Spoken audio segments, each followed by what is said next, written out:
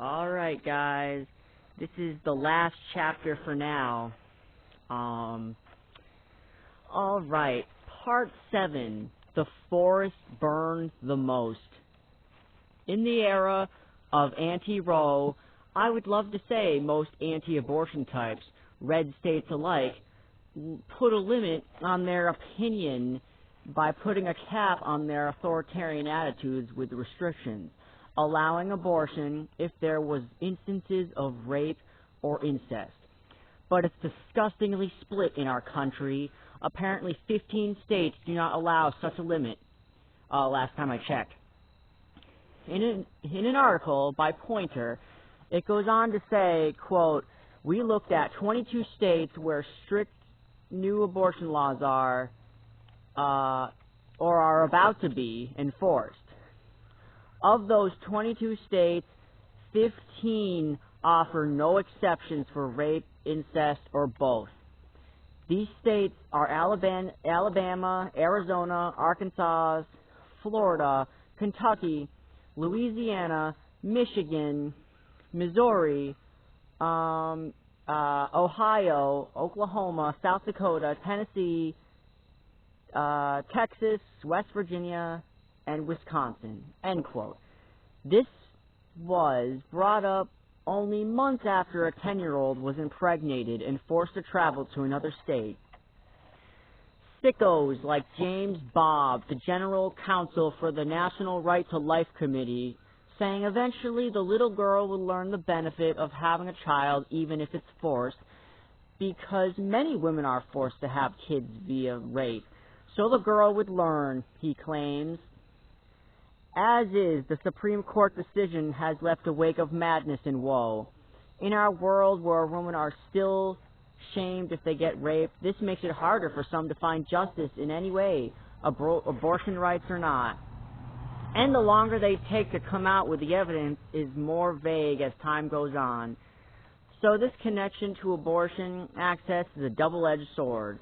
We have seen other insane aftermath effects of the overturn of Roe, where women are forced to carry dead fetuses and others forced to carry scoleless children. The woman going through this saying, quote, "It's hard knowing I'm carrying it to bury it," end quote. All of this, and the justices still want more. Recently this year, in September, there was a push to strip abortion nationwide, proposed by Senator Lindsey Graham, Republican of South Carolina. Similar versions were proposed by House Representative Chris Smith, Republican of New Jersey. Graham proposed a 15-week ban, with states being able to increase restrictions as they see fit. He initially had a ban at 20 weeks, so he's playing around with people, basically. Majority Leader Mitch McConnell brought the vote up in 2018, actually. We sort of had House Republicans with a conscience who opposed the ban, Susan Collins of Maine and Lisa Murkowski of Arkansas, but House Republicans are having a field day making it so it can't be codified. Senator Joni Ernst blocked the initial ability so it can't reach the Senate. These people are using the model of early feminist Susan B. Anthony, an 19th century suffragette. My guess is she and other anti-abortionist types were skeptical of the physicians back in the day based on sanitation issues, as I mentioned in a previous chapter. And also, the medication was off the table. Though she did consider this something women would feel bad about doing, or should feel bad about doing no matter what, as Anthony states in an article called Child Murder, quote, "Guilty? Yes. No matter what the motive, love of ease, or desire to save from suffering the unborn innocent, the woman is awfully guilty who commits the deed. It will burden her conscience in life. It will burden her soul in death. But oh, thrice guilty is he who, for selfish gratification, heedless of her prayers, indifferent to her fate, drove her to the desperation who impelled her to the crime." So she's at least not blaming, like, rape on these women. Whether or not she was pro-life is meaningless, as her version of pro-life is culturally different. But the modern far right have little shame in bringing her up to pretend like they would care about a woman's voice. Unlike Anthony, who experienced potential reasons to be against it. Religion would be an issue to gain her side, most likely, though the Christianity shouldn't be that compatible with Susan being a Quaker. Her anti-slavery might be at odds with pre-Planned Parenthood. I'm pretty sure she's anti-slavery. I should have done more research on that, but I think, I'm pretty sure.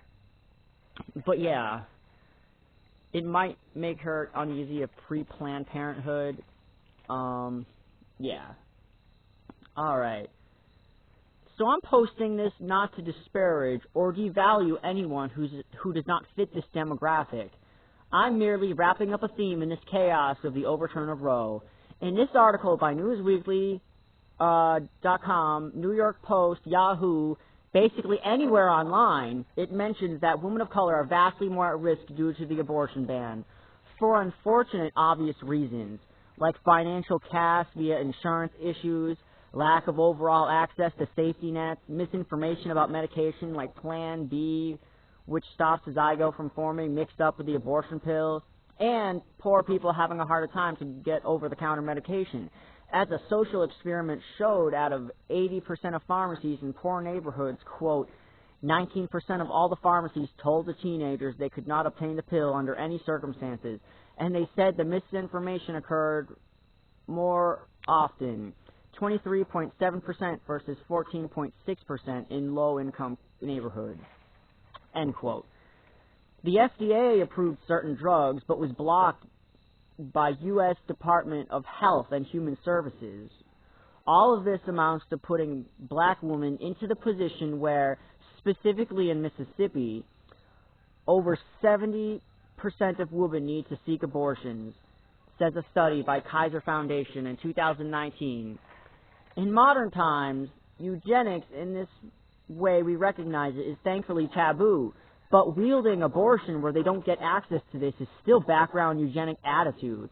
But of course, their concern was for demographic shift and economic revival. The white natalist family planning doesn't end in our nation. Remember, we are still spreading our, quote, values to the rest of the world for better or worse.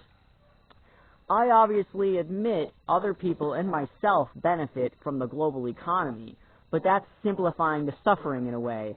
But I can't unsee this manifest destiny beneath the luxury and goods that come with a morally odd price.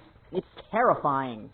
Anyways, Ben Wattenberg, in one of his final points, mentions bringing, quote, family planning to the third world, because the first world is competing with raising its numbers while engineering the third world down.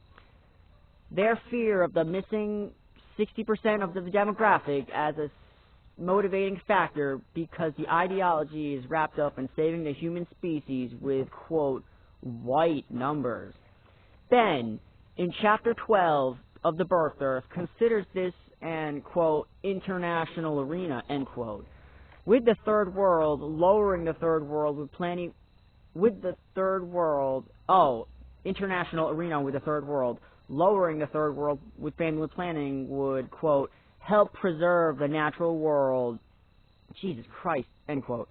There isn't a direct implication of these claims, but Ben seems to suggest the Family Planning Foundation is worried about sounding bigoted for why we haven't adjusted the rest of the world's fertility lower to the first world's benefit, and pointed out this helping our, quote, racial imbalance, end quote, that he mentioned throughout the book.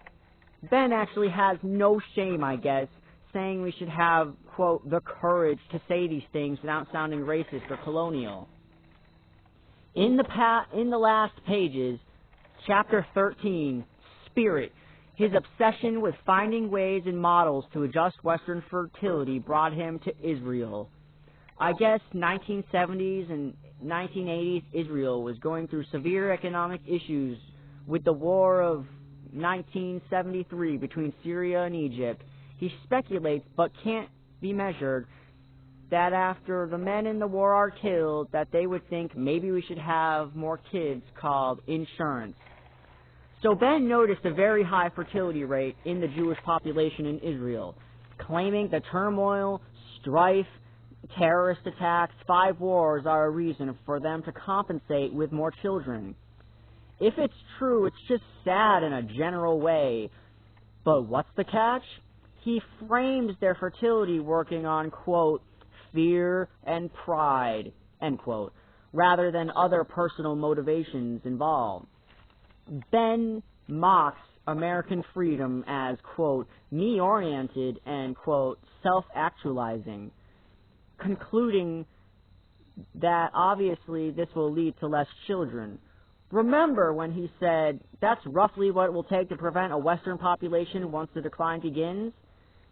But he continues this dramatic theme, questioning the outcome of promoting and re-inspiriting to the children to learn they're an important, quote, potent, productive, humane, beneficial culture, end quote. He says the younger generation needs a rekindling process to happen to them, quote, reacting to both pride and fear. It might bolster a civilization that has been in the building. All it involves is having another baby, end quote. So he wanted more fear, he wanted to give more fear to the Americans before the Cold War even ended at a time he wrote this. So it wasn't enough. More economic turmoil and fear was needed. And you know, my speculation is like, since he had a policy meeting with the person who initiated the war in Afghanistan, and so maybe a war on terror. That's my speculation, and it should remain only a speculation. Alright? Just being honest with you guys.